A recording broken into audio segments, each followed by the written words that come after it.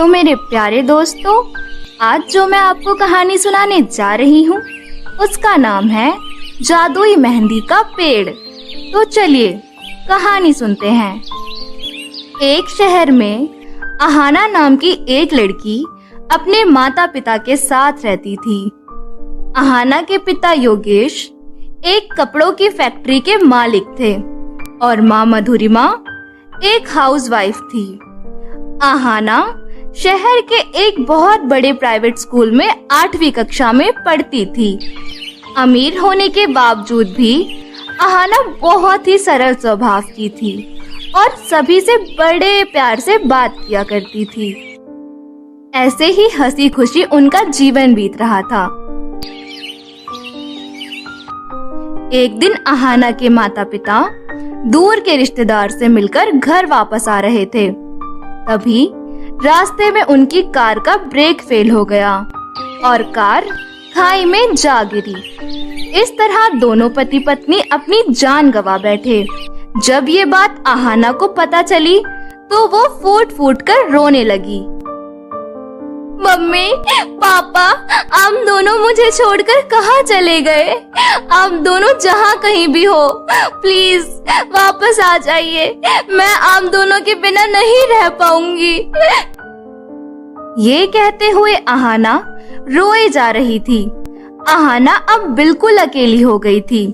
उसी शहर में अहाना के चाचा रमेश, चाची कामिनी रहते थे। वो दोनों बहुत लालची थे। जब रमेश और कामिनी को ये बात पता चली तो वो प्रॉपर्टी के लालच में अहाना को अपने साथ घर ले आए। उसके बाद दोनों पति पत्नी अहाना की अच्छे से देखभाल करने लगे। फिर धीरे धीरे बहला फुसलाकर कामिनी ने एक दिन अहाना से उसके माता पिता की सारी प्रॉपर्टी अपने नाम करवा ली। प्रॉपर्टी अपने नाम करवाते ही कामिनी ने अपना असली रंग दिखाना शुरू कर दिया। वो अहाना से एक नौकरानी की तरह बर्ताव करने लगी। कामिनी अहाना से घर का सारा काम करवाती थी और छोटी छोटी बातों पर उसे मारा भी करती थी। लेकिन कामिनी की बेटी दीपा अपनी माँ से बिल्कुल विपरीत थी। वो अहाना को बड़ी बहन मानती थी।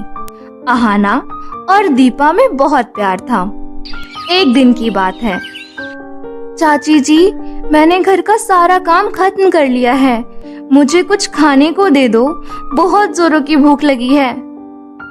अच्छा, तो महारानी को इतनी जल्दी भूख लग गई?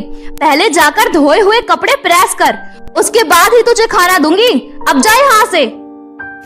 अहाना उदास होते हुए कमरे में जाकर कपड़े प्रेस करने लगी।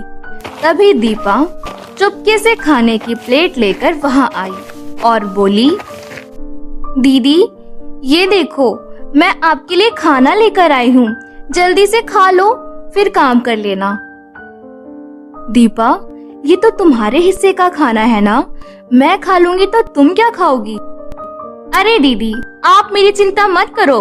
मैंने सुबह ही पेट भर नाश्ता कर लिया था, पर आपने तो सुबह से कुछ नहीं खाया। अब प्लीज जल्दी से खाना खा लो, मैं तब तक माँ पर नजर रखती हूँ। अहाना ने फटाफट से खाना खाया। उसके बाद घर के कामों में जुट गई। अहाना और दीपा में सगी बहनों से भी ज्यादा प्यार था। जब कामिनी ने दीपा को अहाना के साथ हंसते बोलते देखा तो उसे गुस्सा आ गया। दीपा, कोई जरूरत नहीं है तुझे इससे आगे से बात करने की। खबरदार, अगर मैंने तुझे आगे से इसके साथ देख लिया तो। आप ऐसा क्यों बोल रही हो माँ? एक तो आप दीदी पर इतना अत्याचार करती हो और ऊपर से दीदी से बात करने से भी मना कर रही हो। आप सच में बहुत बुरी माँ हो। इतना सुनते ही कामिनी गुस्से से दीपा को एक थप्पड़ मारते हुए बोली, मेरी बेटी होकर इस मनूस की तरफदारी कर रही है? चल अपने कमरे में, वरना मुझसे बुरा कोई नहीं होगा। दीपा रोते हुए अपने कमरे में चली गई। फिर कामिनी गुस्से से अहाना से बोली, मेरी बेटी को मेरे खिलाफ भड़काकर तू बहुत खुश हो रही होगी। मुझे सब पता है, मेरे पीछे तू मेरे खिलाफ मेरी बेटी के कान भरती है। तूने ये ठीक नहीं किया। चाची जी, आप ये क्या कह रही हैं? मैंने ऐसा कुछ नहीं किया। करमजली, मैं सब जानती हूँ, ज्यादा भोली बनने की कोशिश मत कर, समझी? और कान खोल कर सुन ले, मेरी बेटी से बात करने की कोई जरूरत नहीं है, वरना अच्छा नहीं होगा। चल अब जाकर रात का खाना बना। इतना कहकर कामिनी गुस्से से अपने कमरे में चली गई। वहीं अहाना दुखी मन से रसोई में जाकर खाना बनाने लगी। माँ कामिनी की डर की वजह से दीपा अहाना से बात नहीं कर पाती थी। वहीं अहाना भी उदास रहने लगी। ऐसे ही कुछ दिन बीत गए। एक दिन की बात है, कामिनी के पड़ोस में रहने वाली विमला आंटी की बेटी की मेहंदी की रस्में चल रही थी। कामिनी भी हाथों में सुंदर मेहंदी लगाकर जब घर लौटी तो चिल्लाते हुए बोली, अरे कामचोर, कहाँ मर गई? जल्दी इधर आ। हाँ चाची जी, आपने मुझे बुलाया? जल्दी से मेरे लिए जूस लेकर आ, प्यास के मारे गला सूख रहा है। अहाना तुरंत कामिनी के लिए एक गिलास जूस लेकर आई। चाची जी, ये लीजिए जूस। जूस की बच्ची, क्या तू अंधी है? तुझे दिखाई नहीं दे रहा मेरे हाथों में मेहंदी लगी है? मैं गिलास कैसे पकड़ूंगी? जल्दी से मेरे लिए स्ट्रॉ लेकर आ। ठीक है चाची जी, मैं अभी लाई। वैसे चाची जी, आपके हाथों में मेहंदी तो बहुत सुंदर लग रही है। मेरी मेहंदी पर नजर लगाने की जरूरत नहीं है। अब जा यहाँ से और मेरे लिए स्ट्रॉ लेकर आ। अहाना कामिनी को स्ट्रॉ देकर घर के कामों में जुट गई। लेकिन कामिनी के हाथों में मेहंदी लगी देख अहाना का भी बड़ा मन हुआ मेहंदी लगाने का। काश मैं भी अपने हाथों में मेहंदी लगा पाती। चाची जी के हाथों में कितनी सुंदर लग रही है मेहंदी। ये कहते हुए दिन भर घर का काम कर थकी हारी अहाना गहरी नींद में सो गई। फिर अगली सुबह होते ही अहाना सोकर उठी और घर की साफ सफाई करने लगी। तभी कुछ देर बाद कामिनी बोली, मैं शॉपिंग करने मार्केट जा रही हूँ। मेरे आने तक घर का सारा काम हो जाना चाहिए। इतना कहकर कामिनी शॉपिंग करने मार्केट चली गई। कामिनी के जाते ही दीपा अहाना के पास आई और बोली, दीदी आओ मेरे पास बैठो, मैं तुम्हारे लिए कुछ लेकर आई हूँ। नहीं दीपा, तुम जाओ अपने कमरे में, चाची देखेगी तो बहुत गुस्सा करेंगी। माँ को कुछ नहीं पता चलेगा, क्योंकि मुझे पता है शॉपिंग करने में माँ पूरा दिन लगा देती हैं। इतनी जल्दी घर वापस आने नहीं वाली। अच्छा ये सब छोड़ो, देखो मैं तुम्हारे लिए मेहंदी लेकर आई हूँ। अरे वाह, मेहंदी? हाँ दीदी, मैंने कल तुम्हारी बातें सुन ली थी, इसीलिए मैं तुम्हारे लिए मेहंदी की कोन लेकर आई हूँ। आओ बैठो मेरे पास, मैं तुम्हारे हाथों में मेहंदी लगा देती हूँ। वहीं दूसरी ओर कामिनी को घर से कुछ दूरी पर अचानक कुछ याद आया। अरे मैं पर्स तो घर में ही भूल गई। ये कहते हुए कामिनी जल्दी जल्दी कदम बढ़ाते हुए घर जा पहुंची। तभी दीपा अहाना के हाथों में मेहंदी लगा रही थी। इतने में कामिनी चिल्लाते हुए बोली, ये सब क्या हो रहा है? करम जली, मैंने तुझे कहा था ना मेरी बेटी से दूर रह, पर तुझे मेरी बात समझ नहीं आई। और ये क्या, घर का सारा काम छोड़कर हाथों में मेहंदी लगवा रही है? रुक, तुझे मैं अभी बताती हूँ। ये कहते हुए कामिनी अहाना की पिटाई करने लगती है। ये देख दीपा बोली, माँ आप दीदी को मत मारो, आखिर उन्होंने किया क्या है? तू चुप कर और अपने कमरे में जा। और तू मनहूस, चल अब निकल मेरे घर से। तुझे अब मेरे घर में रहने की कोई जरूरत नहीं है। चल दफा हो जाए यहाँ से। इतना बोलकर कामिनी ने अहाना को धक्के मारकर घर से बाहर निकाल दिया। अहाना रोते रोते जंगल की ओर चली गई और एक पेड़ के नीचे बैठकर बोली, माँ, पापा, आप मुझे अकेला छोड़कर क्यों चले गए? देखो, चाची ने मुझे आज कितना मारा, सिर्फ इसीलिए कि मैं हाथों में मेहंदी लगवा रही थी। इतना ही नहीं, उन्होंने मुझे घर से भी बाहर निकाल दिया। अब मैं कहाँ जाऊँ? मुझे कुछ समझ नहीं आ रहा। ये कहते हुए अहाना रोई जा रही थी। तभी उसे वहाँ एक आवाज सुनाई दी।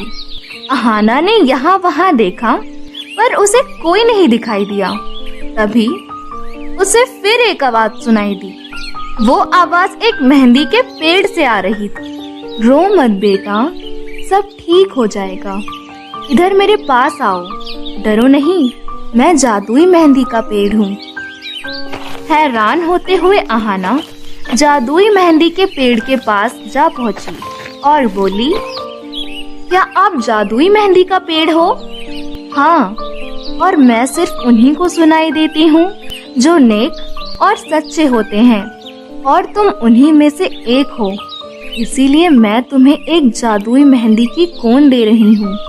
इस मेहंदी कोन को ले जाकर तुम एक खुले स्थान पर रख देना, तुम्हारी सारी समस्या दूर हो जाएगी। ये कहते हुए जादुई मेहंदी पेड़ ने अहाना को एक मेहंदी कोन दिया। जादुई मेहंदी का पेड़ का धन्यवाद कर अहाना खुशी खुशी मेहंदी कोन लेकर खुले स्थान पर गई और जमीन पर रख दिया।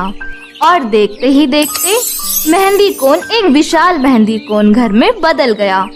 यह देख अहाना आश्चर्य से मेहंदी कोन घर को देखने लगी। फिर जैसे ही अहाना ने उस घर में कदम रखा, उसकी खुशी का ठिकाना नहीं रहा। जादुई मेहंदी कोन घर अंदर से बहुत ही सुंदर था और सभी जरूरतों की चीजें उस घर में मौजूद थी। अब अहाना खुशी खुशी जादुई मेहंदी घर में रहने लगी। ऐसे ही कुछ दिन बीत गए। वहीं दूसरी ओर दीपा गुस्से से माँ कामिनी से बोली, माँ, आप बहुत बुरी हो।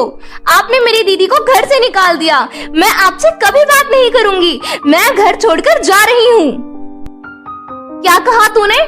तू घर छोड़कर जा रही है, वो भी उस मनहूस के लिए? तू कहीं नहीं जाएगी, समझी? लेकिन दीपा ने कामिनी की एक ना सुनी और घर छोड़कर चली गई। दीपा अहाना को ढूंढते ढूंढते जंगल की ओर जा पहुंची और पुकारते हुए बोली, दीदी, अहाना दीदी, कहाँ हो तुम? देखो मैं दीपा हूँ। दीदी तो मुझे कहीं नहीं दिखाई दे रही। चलो थोड़ा और आगे चलकर देखती हूँ। ये कहते हुए दीपा थोड़ा और आगे बढ़ी। तभी उसे जादुई मेहंदी का घर दिखाई दिया। इतने में जादुई मेहंदी घर से अहाना बाहर आई। ये देख दीपा दौड़ते हुए अहाना के गले लग गई। तब अहाना बोली, दीपा, तुम यहाँ? मैं तुम्हें देखकर बहुत खुश हूँ। चलो चलो मेरे घर में अंदर बैठकर बातें करते हैं। ये कहते हुए अहाना दीपा को मेहंदी घर के अंदर ले गई। फिर दीपा बोली, दीदी, मैं उस घर में अब दोबारा कदम नहीं रखूंगी। माँ ने आपके साथ बहुत गलत किया। मैं उनसे कभी बात नहीं करूंगी। ऐसा नहीं कहते दीपा, तुम्हें ऐसे घर छोड़कर नहीं आना चाहिए था। आखिर वो तुम्हारी माँ है। तुम्हारे बिना उनका रो रो कर बुरा हाल हो जाएगा। चलो चलकर उनसे माफी मांग लो। दरवाजे पर खड़ी कामिनी ये सब सुन रही थी। दरअसल वो अपनी बेटी दीपा का पीछा करते हुए वहां आ पहुंची।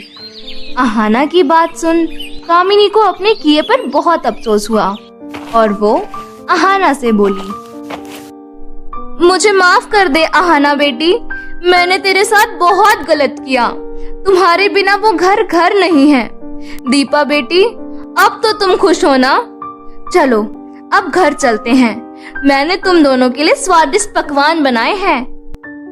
कामिनी की बात सुन अहाना और दीपा खुशी से फूले ना समाये। तभी जादुई मेहंदी घर से आवाज आई, अहाना, अब तुम खुशी खुशी वापस अपने घर जाओ। अब मेरा यहाँ कोई काम नहीं। मैं वापस जादुई मेहंदी पेड़ के पास जा रही हूँ। लेकिन जब भी तुम्हें किसी चीज की जरूरत पड़े तो मुझे याद कर लेना, मैं आ जाऊंगी। इतना कहकर जादुई मेहंदी घर अदृश्य हो गई। वहीं अहाना की जिंदगी भी फिर से खुशियों से भर गई। अब कामिनी का स्वभाव भी बिल्कुल बदल गया। वो अहाना को भी अपनी बेटी दीपा की तरह ही प्यार करने लगी और सभी मिलजुल कर हंसी खुशी रहने लगे। तो मेरे प्यारे दोस्तों, कैसी लगी आपको आज की हमारी ये कहानी? अगर कहानी पसंद आई हो तो कहानी को लाइक करें और अपने दोस्तों के साथ भी शेयर करें।